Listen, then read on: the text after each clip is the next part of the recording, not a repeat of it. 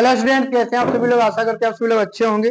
तो आइए आज हम लेक्चर नंबर 3 में देखेंगे धातु धातु का बचा हुआ पार्ट। धातु और अधातु जो पार्ट चल रहा है अपना लेक्चर, उसका लेक्चर कौन सा है? तीसरा।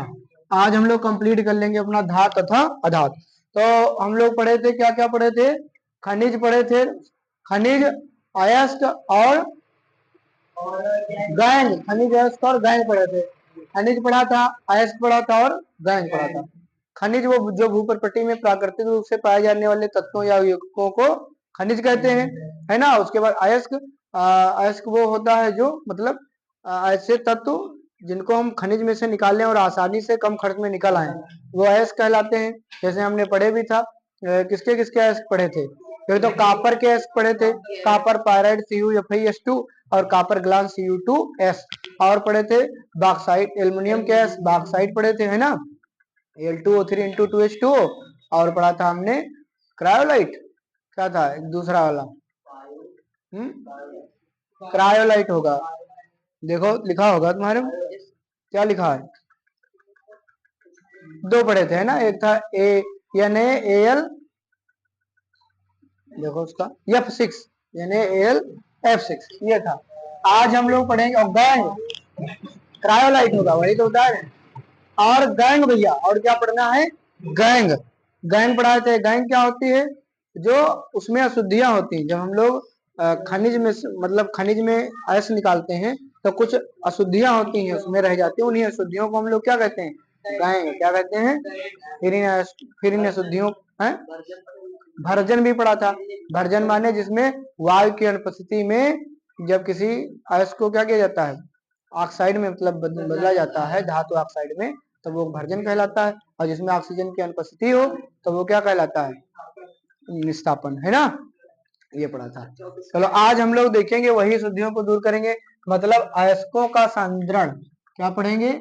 अयस्कों का सांद्रण। अयस्कों का सांद्रण किस तरीके से किया जाएगा? पहली विधि है फेन प्लावन विधि। कौन है? फेन प्लावन प्रक्रम या फेन प्लावन विधि या प्रक्रम, ठीक। प्रोसेज, फेन प्लावन process. Froth flotation, froth flotation process. तो भैया फेन प्लावन विधि आज हम लोग पढ़ेंगे। तो पहले चित्र बना लेंगे, ठीक। एक साइड में चित्र बना लेंगे, सब लोग चित्र बना लो साथ में।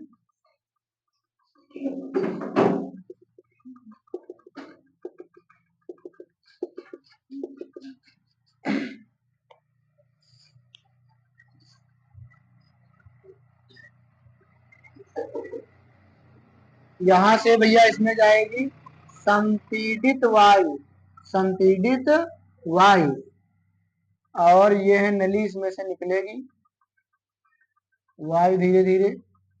और इसमें है छेद, इन छेदों से वायु बाहर निकलेगी, छिद्रों से वायु बाहर निकलेगी। और नीचे बैठ जाएगी, तली में बैठ जाएगी गैंग। ये जो है घनी घनी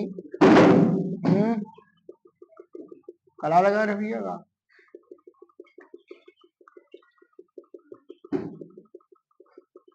ये नीचे गंदगी बैठ गई, इसको हम लोग कहते हैं गैंग। क्या कहते हैं? गैंग, मैट्रिक्स, अधात्री या गैंग। यहाँ पे चीड़ का तेल है, चीड़ युक्त, चीड़ के तेल युक्त जल, चीड़ के तेल युक्त जल माने चीड़ का तेल है और पानी मिला हुआ है। माने पानी में कौन सा तेल मिलाया गया है? चीड़ का तेल। काय का तेल? चीड़ का तेल मिलाया गया है। ऊपर है सल्फाइड युक्त फेन के बुलबुले। यहाँ पर फिर आ जाएंगे ऊपर सल्फाइड युक्त फेन के बुलबुले, सल्फाइड युक्त फेन के बुलबुले। ऊपर सल्फाइड युक्त फेन के, ये है सल्फाइड युक्त, सल्फाइड युक्त फेन के बुलबुले। फेन माने फेना, फेन के बुलबुले, है ना।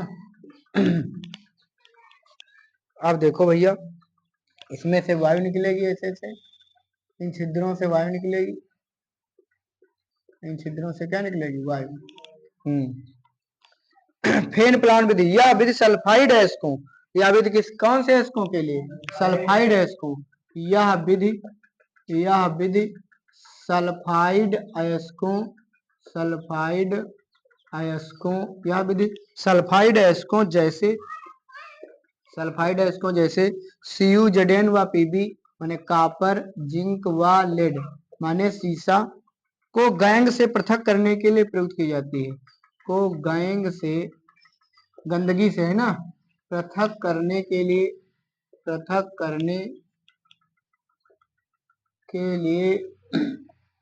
प्रयुक्त की जाती है। यह विधि किसके अयस्कों के लिए? यह विधि सल्फाइड अयस्कों जैसे कॉपर, जिंक, लेड को गैंग से पृथक करने के लिए प्रयुक्त की जाती है। मतलब गंदगी से किसको बाहर निकालना है? कॉपर धातु को, जिंक धातु को, सीसा को, इन पदार्थों को निकालना है। इसके लिए जो है फेन प्लावन विधि प्रयोग में लाई जाती है। क्या किया जाता है? इस प्रक्रम में बारीक पिसे हुए अयस्क को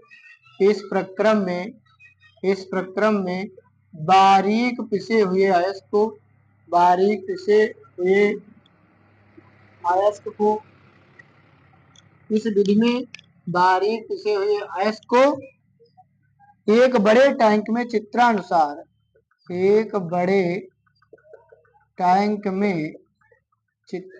मैंने चित्रानुसार जल के साथ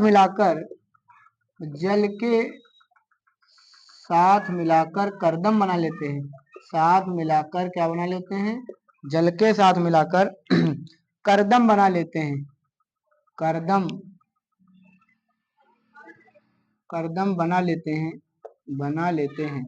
करदम मान लो लपसी टाइप है ना भैया, करदम बना लेते हैं। इसके बाद उसमें चीड़ का तेल,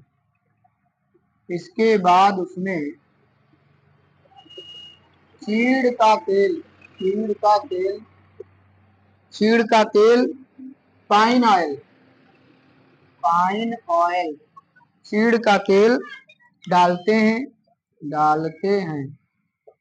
सामान्यतः चीड़ का तेल से सल्फाइड अयस्क को गैंग के जल द्वारा गीला किया जाता है। ठीक, इस मिश्रण में वायु की तीव्र धारा प्रवाहित की जाती है। इस विधि में वायु की तीव्र धारा प्रवाहित की जाती है।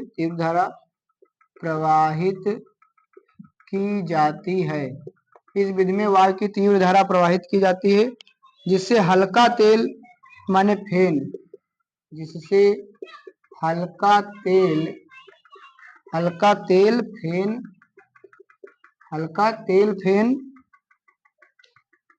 जिसमें सल्फाइड अयस्क होता है ऊपर उठकर टैंक के ऊपरी सतह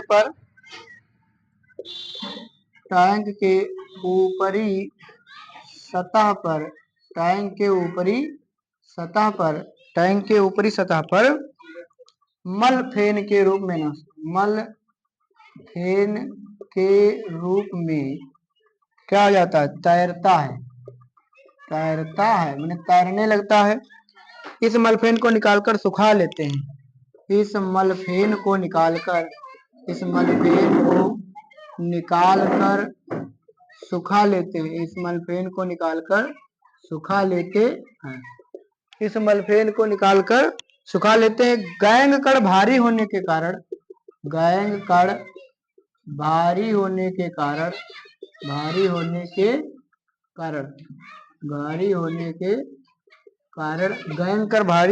कारण जल में डूबकर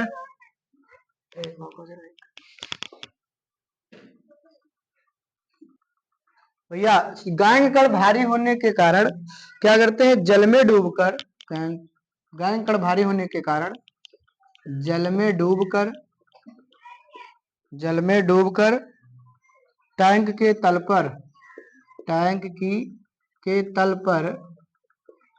पर एकत्रित हो जाते हैं। भैया देखो कितना आसान तरीका है।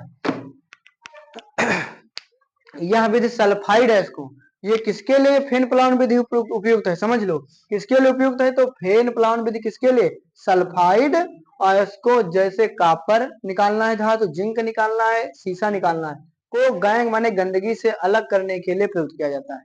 क्या किया जाता है, पहले सबसे पहले इस प्रक्रम में बारीक पिसे हुए अयस्को माने जिस अयस्क में कौन से पदार्थ होंगे, कापर जिंक या लेड, कापर जिंक या लेड, उसको पहले पीस लेंगे, बारीक बढ़िया पीस लेंगे, और पीस के उसमें क्या मिला लेंगे, पानी मिलाएंगे और साथ में चीड़ का तेल। तो पहले पानी मिला के उसको लस्सी टाइप बना लेंगे, और लस्सी टाइप बना के इसी में टैंक में डाल लेंगे। उसके बाद उसमें चीड़ का तेल डालेंगे। चीड़ का तेल होता है हल्का तेल, कोई भी होते पानी से तो हल्के होते हैं, ऊपर आ जाते हैं।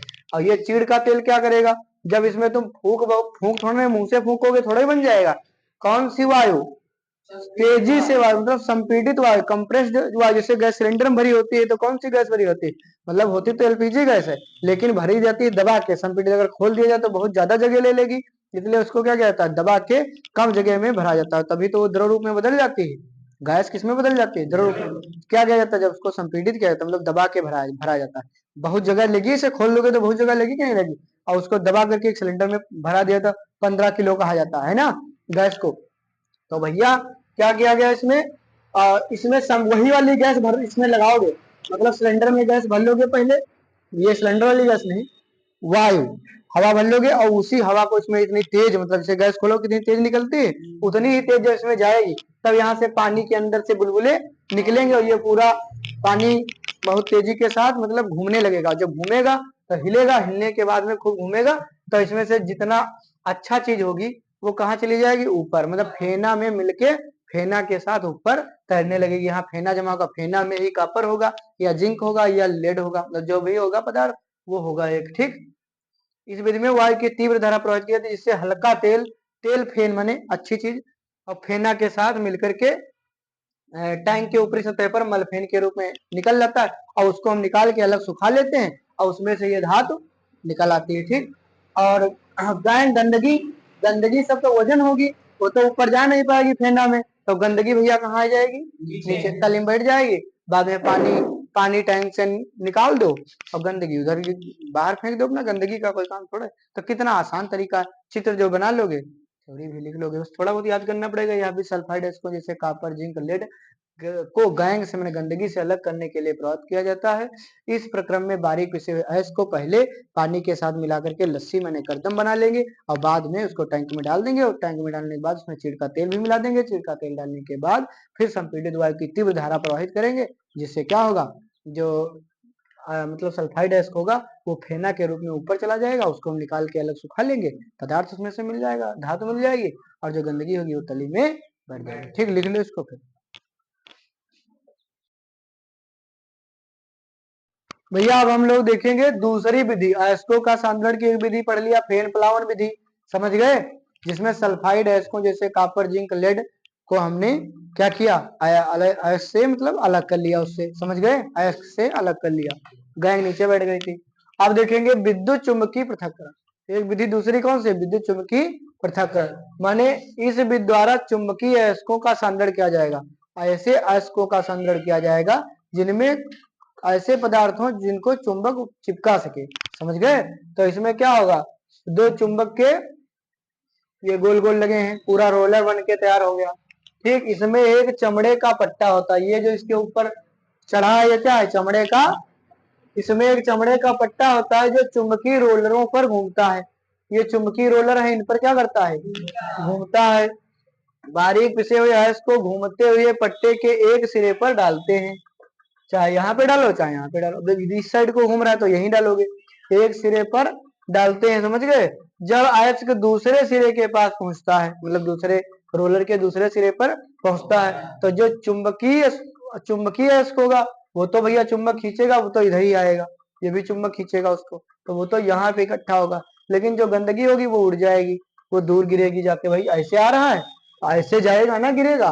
तो ये तो शुद्धियां अचुंबकीय शुद्धियां, जिनमें चुंबकत्व का गुण नहीं है वो दूर गिरेंगी, लेकिन जिनमें चुंबकत्व का गुण है वो पास में ही चिपकने का प्रयास करेंगे, लेकिन चिपक तो पाएंगे नहीं, पट्टा लगा है इसलिए नीचे ही गिर जाएंगे, ठीक, समझ गए। तो चुंबकीय रोलर के पास एकत्रित हो जाता है तथा अचुंबकीय शुद्धियां दूर एकत्रित हो जाती है। इस विधि में आयरन के अतिरिक्त माने लोहे के अतिरिक्त तीन अयस्कों को भी सांद्रित करते हैं। माने इसमें आयरन के अयस्क और टिन के अयस्कों को सांद्रण किया जाता है। समझ गए? मतलब ऐसे पदार्थ जिनको चुंबक चिपका सकता है, ठीक, उनका ही इस विधि द्वारा सांद्रण किया जा सकता है। ठीक, नोट कर लो भैया इसको। यहाँ पर हम लोग ने कल पढ़ लिया था Na पढ़ा था। Na का इलेक्ट्रॉन, Na कौन कौन सा पढ़ा था? तो Na ऑक्सीजन और मैग्नीशियम है ना, मतलब सोडियम, ऑक्सीजन और मैग्नीशियम इलेक्ट्रॉन विन्यास संरचना हमने पढ़ लिया था। अब हम लोग पढ़ेंगे इलेक्ट्रॉनों के स्थानांतरण द्वारा सोडियम ऑक्साइड और मैग्नीशियम ऑक्साइड का निर्माण। ठीक, सोडियम ऑक्साइड और मैग्नीशियम ऑक्साइड का निर्माण। तो भैया Na2 कैसे बने? देखो कल बताया था कि Na का इलेक्ट्रॉनिक विन्यास होता है 11 होता है। तो 11 का मतलब क्या होगा? 2 8 1 है ना। ये क्या करेगा? एक इलेक्ट्रॉन का त्याग करेगा, कभी तो इस पर एक प्लस आएगा, मैंने यहाँ 2 8 हो जाएगा और एक इलेक्ट्रॉन ये चला गया। वहीं पर ऑक्सीजन क्या करता है? ऑक्सीजन होते हैं, ऑक्सीजन में 8 है ना, पहली कक्षम 2 अगली में 6, तो ये 2 इलेक्ट्रॉन ग्रहण करेगा, तब ये बनाएगा O, है ना भैया, तभी ऑक्सीजन बनाएगा O2 माइनस में 2 इलेक्ट्रॉन। अब भाई इसने 2 इलेक्ट्रॉन ग्रहण किया तो इस पे माइनस चार्ज आएगा, और जो समझ गए ना, इसके पास अब हो गए 2,8, 6 थे, 2 ग्रहण कर लिया। अब बताओ 2 ग्रहण किए करेगा कैसे? जब Na के पास में एक ही इलेक्ट्रॉन दान किया था, तो Na वाले को कितने लोगों का आना पड़ेगा? 2 लोगों को। Na एक Na आएगा तो एक इलेक्ट्रॉन त्याग करेगा, और एक और Na आएगा तो एक और इलेक्ट्रॉन त्याग करेगा, तब 2 Na आएंगे, तब ऑक्सीजन का पेट भरेगा। समझ गए भाई? ऑक्सीजन को चाहिए 2 इलेक्ट्रॉन, और इसके पास तो इसने तो एक ही त्याग किया, तो ऐसे ऐसे Na कितने लोग आएंगे?